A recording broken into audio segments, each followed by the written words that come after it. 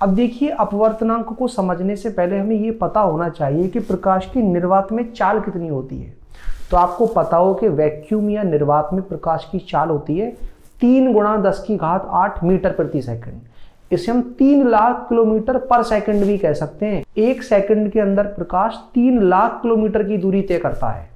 तो जब भी प्रकाश किसी माध्यम में प्रवेश करता है तो प्रकाश की जो चाल है वो घट जाती है।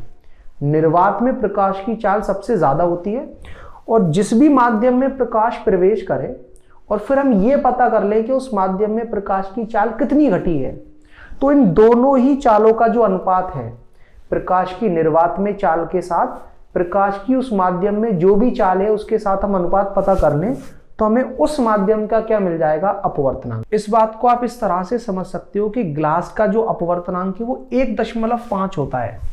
तो 1.5 ये जो ग्लास का अपवर्तनांक है वो हमें ये समझा रहा होता है कि ग्लास में जब भी प्रकाश प्रवेश करेगा तो ग्लास में प्रवेश करते ही उसकी जो चाल है वो निर्वात वाली चाल से 1.5 गुना कम हो जाएगी। तो प्रकाश की निर्वात में चाल कितनी होती है, 3 × 10⁸। तो आप ये पता कर सकते हो कि ग्लास में प्रवेश करने के बाद प्रकाश की चाल क्या होगी, ये v है। तो प्रकाश की जो चाल है ग्लास के अंदर वो कितनी निकल कर आ जाएगी, 3 × 10⁸ बटे कितना, 1.5। तो ग्लास के अंदर चाल की वैल्यू आ गई 2 × 10⁸ मीटर प्रति सेकंड। तो आपको ये बात ध्यान रखनी है कि आपको किसी भी माध्यम का अपवर्तनांक दे करके उस माध्यम में प्रकाश की चाल पूछी जा सकती है, या प्रकाश की चाल माध्यम में बता करके आपसे माध्यम का अपवर्तनांक पूछा जा सकता है।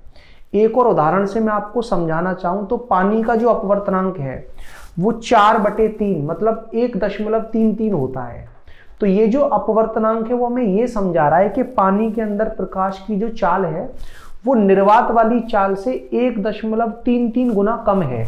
तो निर्वात में चाल कितनी है, 3 × 10⁸, और उससे अगर मैं 1.33 गुना या 4/3 गुना कम करूंगा तो क्या होगा, 3 ऊपर चला जाएगा, तो 9/4 जब आप करोगे तो कितना आएगा, 2.25 × 10⁸ मीटर प्रति सेकंड। ये प्रकाश की चाल होगी पानी के अंदर। याद रहे कि ये जो हमारा अपवर्तनांक है इसका ना तो कोई मात्रक होता है और ना ही कोई विमीय सूत्र होता है, क्योंकि ये दो चालों का अनुपात है। तो मीटर प्रति सेकंड से मीटर प्रति सेकंड कट हो जाएगा तो मात्रक नहीं आता, और मात्रक ही नहीं है तो विमीय सूत्र भी नहीं होगा। और अपवर्तनांक का मान हमेशा 1 से ज्यादा आएगा, क्योंकि प्रकाश की जो चाल है वो हमेशा निर्वात में ही अधिकतम होती है। तो चाहे वायु से लेकर के कोई भी माध्यम हो, हर माध्यम में प्रकाश की चाल निर्वात की तुलना में कम ही होगी। तो अपवर्तनांक का मान 1 से ज्यादा ही आएगा।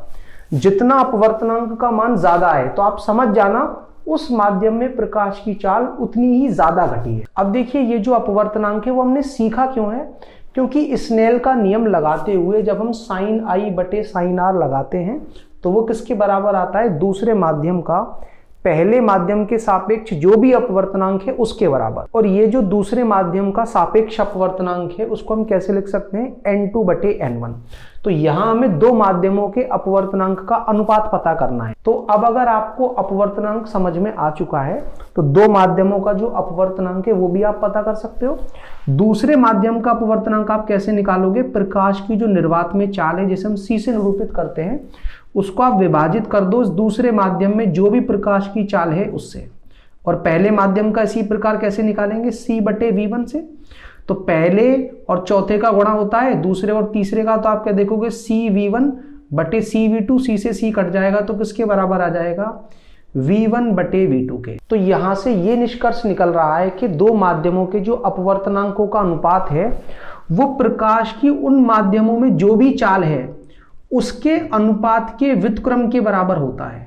क्योंकि देखो v1 बटे v2 को मैं ये भी लिख सकता हूं 1 बटे v2 बाय v1। तो n2 बटे n1 को जब आपको प्रकाश की चालों के अनुपात में लिखना हो तो जिस माध्यम का अपवर्तनांक ऊपर होगा उस माध्यम में प्रकाश की चाल को नीचे लिखा जाएगा। और अगर n1 अपॉन n2 आपको निकालना होता तो क्या होता, v2 अपॉन v1। और आपको ये बात पता हो कि जब भी प्रकाश एक माध्यम से दूसरे माध्यम में प्रवेश करता है तो प्रकाश की जो आवृत्ति है वो कभी भी नहीं बदलती, क्योंकि जो आवृत्ति होती है वो प्रकाश स्रोत निर्धारित करता है कि कितनी आवृत्ति का प्रकाश निकलेगा। माध्यम के बदलने पर प्रकाश की चाल इस वजह से बदल रही होती है कि प्रकाश की तरंग दैर्घ्य बदलती है। और अगर माध्यम बदलने पर प्रकाश की आवृत्ति नहीं बदलती तो v1 को आप लिख सकते हो न्यू इंटू में λ1, v2 का आप लिख सकते हो न्यू इंटू में λ2। यहां पर λ1 और λ2 क्या है? दोनों ही माध्यमों में प्रकाश की तरंग दैर्घ्य जो माध्यम के बदलने पर बदलती है। और दूसरा जो फैक्टर है आवृत्ति, वो नहीं बदलता, तो न्यू से न्यू कट जाएगा, तो v1 अपॉन v2 का आप ये भी लिख सकते हो λ1 अपॉन λ2। और ऐसा हमने सीखा क्यों है?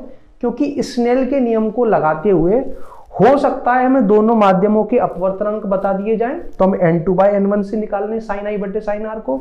दोनों माध्यमों में प्रकाश की चाल बता दी जाए तो हम v1 अपॉन v2 का प्रयोग कर सकते हैं। और अगर दोनों ही माध्यमों में प्रकाश की तरंग दैर्घ्य बता दी जाए तो हम λ1 अपॉन λ2 का भी प्रयोग कर सकते हैं। तो अपवर्तनांक के बारे में डिटेल में पता कर लेने के बाद हम स्नेल के नियम को कुछ इस तरह से लिख सकते हैं कि sin i बटे sin r, मतलब आपतन कोण की ज्या और अपवर्तन कोण की ज्या का जो अनुपात है वो बराबर होता है दूसरे माध्यम के पहले के सापेक्ष जो भी अपवर्तनांक है उसके।